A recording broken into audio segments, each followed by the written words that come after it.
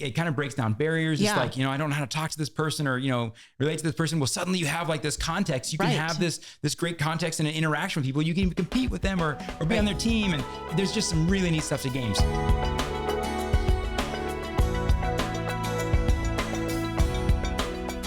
Talk really quickly about games, because I know this is something that you're like, games is a great way to teach. And we love games in our family.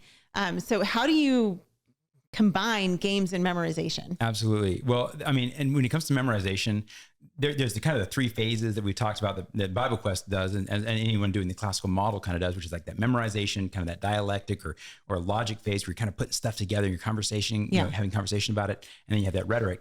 The thing about that memorization or grammar phase is that it lends itself so well to games. And I love games. I'm a game We play games with your family. Yes. I do. But I love games. And part of that is just because of the social element and it kind of breaks down barriers. It's like, I don't know how to talk to this person or, relate to this person. Well, suddenly you have like this context. You can have this great context and an interaction with people. You can even compete with them or be on their team. And there's just some really neat stuff to games, but it's also a really great context for memorization.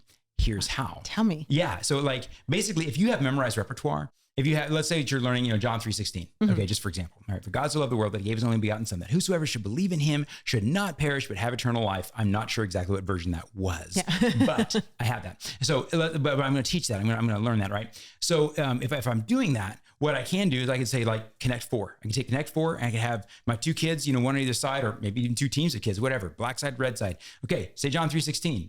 Oh, and they say, for God so loved the world, and they do the whole thing. I say, great, put in your black thing. All right, black, piece to Connect 4. So I put it in. Yeah. Red side, you say it. I'm sorry, it wasn't perfect. You missed 2 words in there. I'm sorry, you don't get to play one, right? I mean, that's like a little bit harsh. Sure. But you see how you could do that. Yeah. You can basically add in the ability to just kind of regurgitate your memorized repertoire that you're learning to any game. Tag, you're doing freeze tag. Before you get free, you have to say John 3:16, right? Wow. And that's a simple example, but you can literally superimpose any memorized, list or whatever over a game, right? And I'm not just talking about like, trivia games. Sure. I mean, any game, you can kind of superimpose that over it. And maybe there's a few games that wouldn't work for that, but the vast majority will. Yeah. Memorization. I'm thinking even like Candyland, for absolutely. little kids, if they're memorizing something simple, you say the thing that you're supposed to memorize, you get to pull a card and move your piece.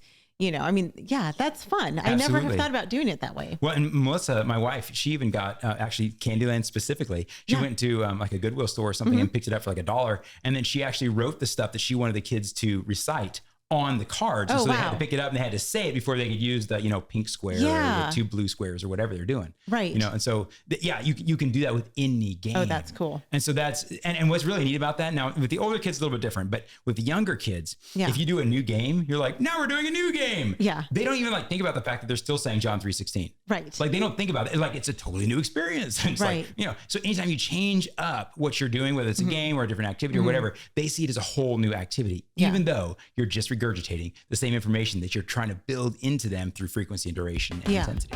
Homeschool Insights is sponsored by CTC Math. If you're looking for a great online math program, visit ctcmath.com and try it for free. For more great homeschool inspiration and resources, listen to the Schoolhouse Rocked podcast every Monday, Wednesday, and Thursday.